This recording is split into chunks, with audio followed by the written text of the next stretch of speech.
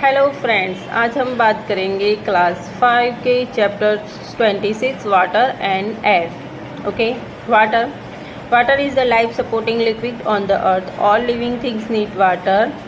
therefore 3/4 of the earth's surface is covered with water. However, only 3% of this water can actually be used for drinking. The water that is used for drinking comes from rivers, lakes, ponds and wells, which is usually mixed with impurities such as sand, mud and germs. In order to make water fit for consumption, it has to be purified.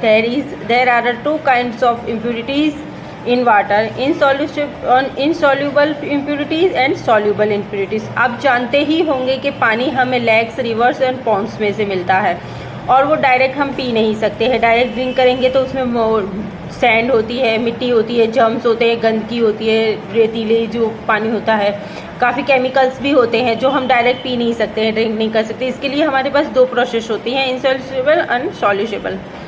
तो removal of insoluble impurities का यहाँ पे हम पढ़ते हैं। Insoluble impurities such as sand, mud and stones are separated from water by filtrations और sedimentation. सेडिमेशन की जो प्रक्रिया है, इसमें से जो पानी में से जो मूड होते हैं, सैंड होती है एंड स्टोन्स जो होते हैं पानी के अंदर, जो छोटे छोटे स्टोन्स होते हैं, जैसे कि लेक्स एंड रिवर में से जो हमें पानी मिलता है वो डायरेक्ट पी नहीं सकते, उसके अंदर छोटे छोटे स्टोन होते हैं, मिट्टी होती है, केमिकल्स होते हैं, तो उसके लिए हमें पानी की सेडिमेशन की प्रक्रिया होती है।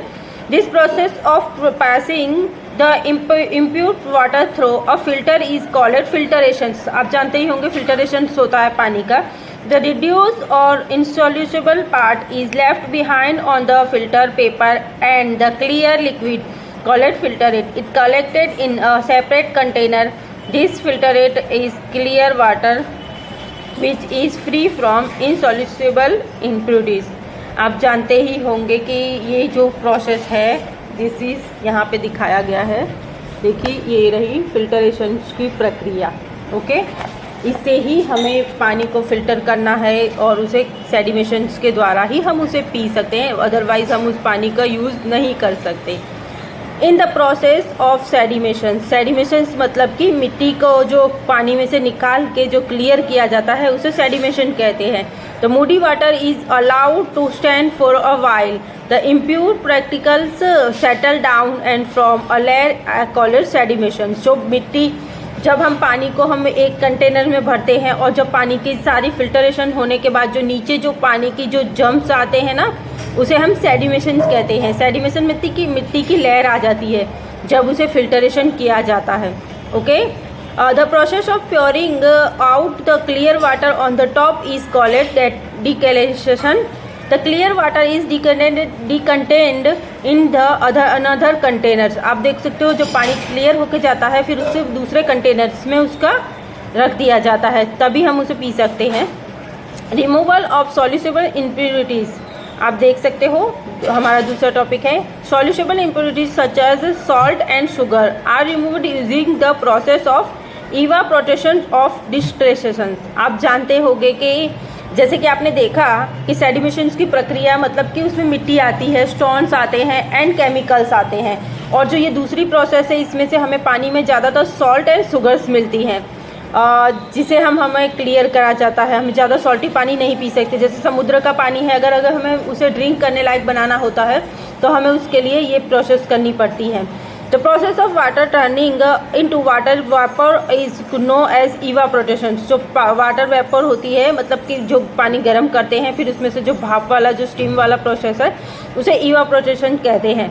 The improve water solution is allowed to evaporate. When water evaporates, the soluble impurities like salt and sugar are left behind. Distillation is another process of separating impurities from a solution. Okay, pure water is obtained from a mixture of soluble impurities of water using a container. The soluble is placed in a round bottom flask task. Removal of soluble impurities. Soluble impurities such as salt and sugar are removed using the process of evaporation and distillations, the process of water turning in water vapour of is no as the evaporation. आप जानते ही होंगे पानी को जो गर्म करके भाप वाली जो स्टीम वाला जो प्रोसेस है उसे इवापोरेशंस कहते हैं। The improve water is solution is allowed to evaporate. When water evaporates, the soluble impurities like salt and sugar are left behind। इस तरीके से हम शुगर और साल्ट जो होती है उसे हम अलग कर सकते हैं, ठीक है। Distillation is another process of separating impurities from a solution. Pure water is obtained from mixture of soluble impurities and water using conditioners। The solution is placed in a round bottomed flask and heated। The water vapor process through the long tube of conditioners। आप देख सकते हो कि जिस तरीके से आपको water processing की होती है, कंटेनर्स होता है उसमें cooling water out on solution distillation flask, thermometer होता है और फिर उसके बाद में प्योर वाटर एक दूसरे कंटेनर में निकल के आता है and cools down and condenses back into water। The pure water is collected in a flask। This collected water is called distillation water and is the purest form of water। The impurities remain at the bottom of the round bottomed flask। आप देख सकते हो कि ये जो filtration की जो ये प्रक्रिया है इसमें जो राउंड बॉटम फ्लास्क है उसके अंदर नीचे की तरफ सारा कुछ मतलब जो भी डस्ट होती है वो सारी निकल के आ जाती है। In order to purify tap water and make it fit for drinking. Tap मतलब कि जो नल होता है जिसमें से हम पानी लेते हैं उस तरीके से उसको प्यूरिफाई करके और उस ऑर्डर मीन्स के तैयार किया जाता है। टैप में से हम उसको प्यूरिफाई पानी को पी सकते हैं, मतलब ड्रिंकिंग कर सकते हैं। ये सारी प्रोसेस के बाद, डिस्टिलेशंस के बाद ही हम इस पानी को पी सकते हैं। We can boil it to remove germs. गर्म पानी होने के बाद इसमें से सारे जर्म्स हम दूर कर देते हैं। We can also use water filter and RO। आप मोस्ट ऑफ देखते होंगे कि RO का इस्तेमाल हर जगह किया जाता है, मोस्ट ऑफ सबके यहाँ पे अब RO ही इस्तेमाल होता है। और water purifying technique at home to purify water. The addition of charcoal to water helps in killing germs। Charcoal जो होते हैं वो वाटर को जो अंदर जर्म्स होते हैं वो क्लीन करने के लिए हमें हेल्प करते हैं। That are not visible to the naked eye। This process of purification is known as chlorination। Okay, और हमारा अब नेक्स्ट टॉपिक है एयर।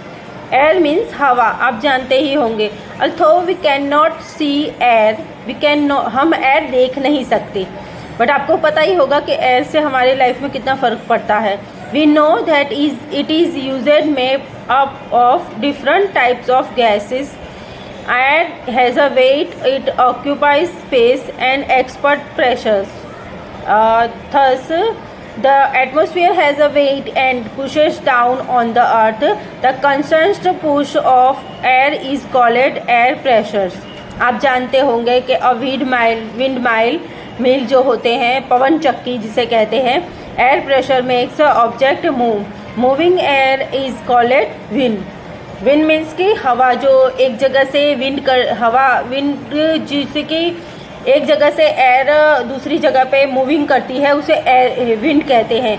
आपने कई जगह पे देखा होगा कि हमारे देश में विंड का बहुत ज़्यादा विंड मिल ज़्यादा यूज़ की जाती हैं, जैसे समुद्र और उसके एक जगह पे इस तरीके से एयर हमें मिलती है। As the sun heats the land the air and above the warmth of the rises the creates an areas of low pressures cold air rises into replaces the racing air। This movement of air creates wind। आप देख सकते हो कि इस तरीके के movement जो होते हैं वो हवा को उत्पन्न करते हैं। Car tube tyres, air is compressed to be filed into tires and there is a swaying। पत्ते हैं, जैसे पेड़ों के पत्ते हैं, पेड़ हैं, वो भी हवा मूविंग करते हैं, हिलाते हैं। Moving air is no as wind. Inflated balloon के अंदर भी आप देख सकते हो कि एयर होती है। Air compresses space and has a weight और वेल।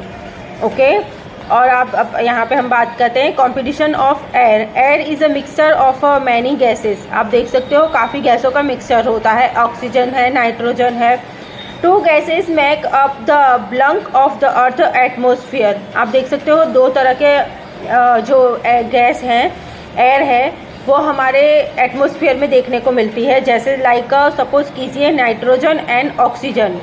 नाइट्रोजन हमारे एयर में 78% है और ऑक्सीजन हमारे उस एयर में 21% है।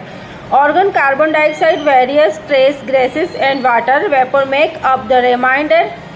There are also small particles of particulates floating in the atmosphere such as a dust and pollen. Okay, layers of the atmosphere। आप देख सकते हो कि layers of atmosphere में क्या आएगा, मैं आपको यहाँ पे समझाती हूँ। The atmosphere is like a blanket that surrounds the earth। कहा जाता है कि एटमॉस्फेयर मतलब कि मौसम जो है, हवा जो है, उसे हमें एक तरह से ब्लैंकेट कहा गया है पृथ्वी का, अर्थ का।